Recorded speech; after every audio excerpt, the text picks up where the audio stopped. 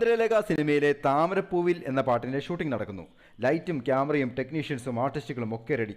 Wheel ചെയറിലിരിക്കുന്ന സുകന്യയോട് director Priyadarshan പറഞ്ഞു, മോഹൻലാൽ താമരപ്പൂവ് പാടുന്നു. പാട്ട് മുറുകുമ്പോൾ നീ ലാലിന്റെ അടുത്തേക്ക് പ്രയാസപ്പെട്ട് നടക്കുന്നു.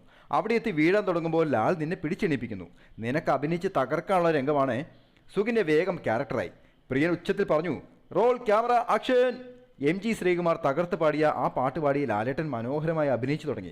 പാട്ട് മുറുകുമ്പോൾ സുകന്യ പ്രിയം പറഞ്ഞതുപോലെ പതിയെ എണീക്കുന്നു. നെടുമുടിയും കുടുംബവും ആകാംക്ഷയോടെ നോക്കി നിൽക്കുമ്പോൾ സുകന്യ അടിവെച്ച് ലാലേട്ടൻ്റെ അടുത്തേക്ക് നടന്നെടുക്കുന്നു.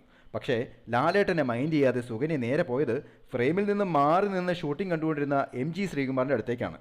MG അണ്ണനെ കെട്ടിപ്പിടിച്ച് സുകന്യയുടെ ക്യാരക്ടർ പറഞ്ഞു, താമരപ്പൂവിൻ്റെ ശരിക്കുള്ള ആള് ഇതല്ലേ? കലിപ്പിച്ച് നോക്കുന്ന ലാലേട്ടനെ ഇടം കണ്ണിട്ട് നോക്കി MG അണ്ണൻ ഒന്നുകൂടെ പാടി, താമരപ്പൂവിൽ വാഴും ദേവിയല്ലോ നീ. Happy drawing, Saneesh Divakaran.